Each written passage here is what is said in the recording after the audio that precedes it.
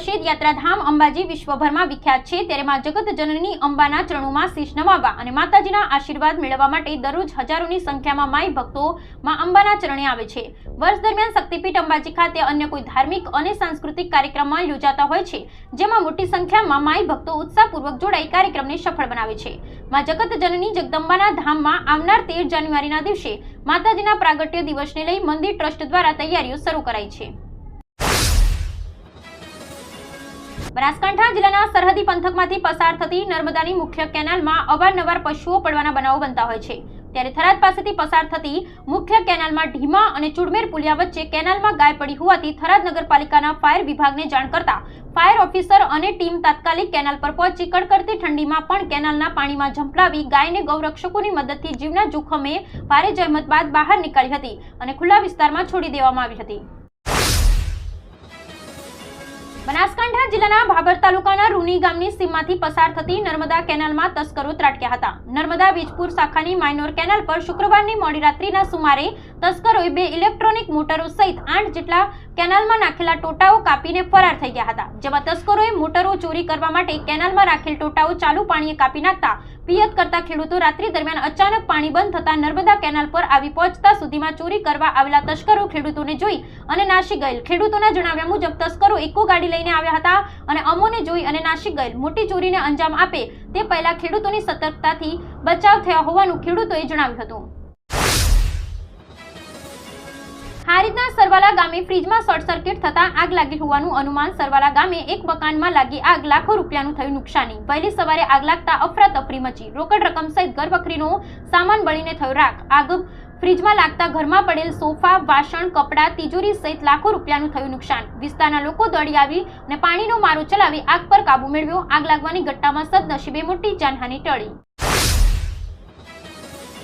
પાટણના બાળ તસ્કરી કાંડમાં નવો ખુલાસો થયો છે, જેને લઈ બાળ તસ્કરીના તાર બનાસકાંઠા સુધી જોડાયેલા હોવાની ચોંકાવનારી વિગતો બહાર આવતા ખળભળાટ મચી જવા પામ્યો છે। દત્તક આપવાના નામે બાળક વેચવાના કૌભાંડમાં થયેલા ખુલાસામાં આરોપીએ ત્યજી દીધેલું બાળક પાલનપુર તાલુકાના મોટા ગામની સીમમાંથી મળી આવ્યું હતું, જે બાળક સારવાર બાદ હાલમાં પાલનપુરના શિશુગૃહમાં સુરક્ષિત હોવાના અહેવાલ સાંપડ્યા છે।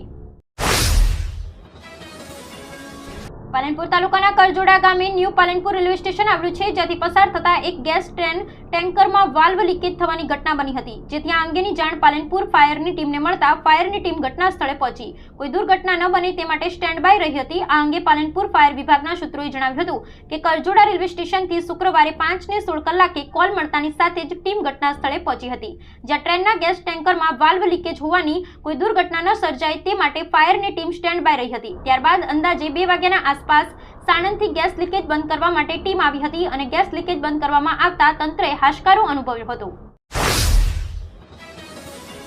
કાંકરેજ તાલુકાના જામપુર ગામની સીમ વિસ્તારમાંથી પસાર થતી બનાસ નદીમાં બિન અધિકૃત સાદી રેતીનું મોટું ખનન કૌભાંડ ચાલી રહ્યું છે, જેની માહિતી પાલનપુર ખાણ ખનીજ વિભાગની ટીમને થતા ખાણ ખનીજ ટીમ દ્વારા ઓચિંતી રેડ કરતા બિન અધિકૃત ખનન કૌભાંડ ઝડપાયું હતું। તારીખ 28/11/2024ના રોજ ખાણ ખનીજ અધિકારી દ્વારા મોજે જામપુર બનાસ નદીના પટ વિસ્તારમાં આકસ્મિક ચેકિંગ હાથ ધર્યું હતું, ત્યારે બિન અધિકૃત સાદી રેતીનું ખનન કરતા એક મશીન તથા 2 ડમ્પર ઝડપી પાડ્યા હતા અને કાયદેસરની કાર્યવાહી કરી તમામ મુદ્દામાં સિહોરી પોલીસ સ્ટેશનમાં લાવી કાયદેસરની કાર્યવાહી હાથ ધરવામાં આવી હતી। ન્યૂ પાલનપુર સંકલન સમિતિ દ્વારા તિરુપતિ રાજનગર મંદિર પરિસર પાલનપુર ખાતે 70 વર્ષથી વધુ ઉંમરના વડીલો માટે આયુષ્યમાન કાર્ડ નીકાળવા માટે કેમ્પનું આયોજન કરાયું હતું। આ કેમ્પમાં બડી સંખ્યામાં વડીલોએ ઉપસ્થિત રહી સરકારશ્રીની આયુષ્યમાન ભારત યોજનાનો લાભ લીધો હતો। આ કેમ્પ અંગે રાજનગર પરિવારના પ્રમુખ મનોજભાઈ ઉપાધ્યાયે જણાવ્યું હતું કે આ યોજના વડીલો માટે ખૂબ જ મહત્વપૂર્ણ સાબિત થઈ રહી છે। આ કેમ્પ થકી કુલ 64 વડીલોએ આયુષ્યમાન કાર્ડ કઢાવ્યા। પાટણ એસઓજી પોલીસે બાતમીના આધારે સિદ્ધપુર પાલનપુર હાઈવે પર આવેલ સુજાણાપુરાની સીમ પાસેની હોટલ આગળથી એક ઈસમ રાજુરામ છોગારામ અમથુરામના કબજામાંથી બિન અધિકૃત અફીણનો જથ્થો આશરે 1686.46 ગ્રામ કિંમત ₹1,68,646 તેમજ એક મોબાઈલ 10,000, એક કાર કિંમત ₹5,000, રોકડ રકમ 7490, ડ્રાઇવિંગ લાયસન્સ કુલ મળી 6,86,136ના મુદ્દામાલ સાથે ઝડપી પાડ્યો હતો, તો અન્ય 3 ઈસમોને ઝડપી પાડવા તજવીજ હાથ ધરવામાં આવી છે। પાટણમાં બોગસ તબીબ અને બાળ તસ્કરીના કેસમાં ચોંકાવનારો ઘટસ્ફોટ થયો છે। આ કેસમાં થયેલા નવા ઘટસ્ફોટથી ખળભળાટ મચી ગયો છે। આ મામલે આરોપીઓની પૂછપરછમાં વધુ એક બાળક અંગે ખુલાસો થયો છે। આરોપીઓએ એક બાળકને જમીનમાં દાટી હોવાની ચોંકાવનારી કબૂલાત કરી છે. બાળ તસ્કરીના રેકેટમાં વધુ એક મોટો પર્દાફાશ થયો છે. પોલીસ દ્વારા આરોપીઓની પૂછપરછમાં પાટણના સમી પાસે બાળક દાટી હોવાનો ખુલાસો થયો છે. આરોપીએ એક બાળકને કામલપુર દાદર વચ્ચે બનાસ નદીના પટમાં દાટ્યું હોવાની કબૂલાત કરી. આ બાળકનું મોત થતાં દાટી અને પુરાવાનો નાશ કર્યો હોવાની આરોપીએ કબૂલાત કરી.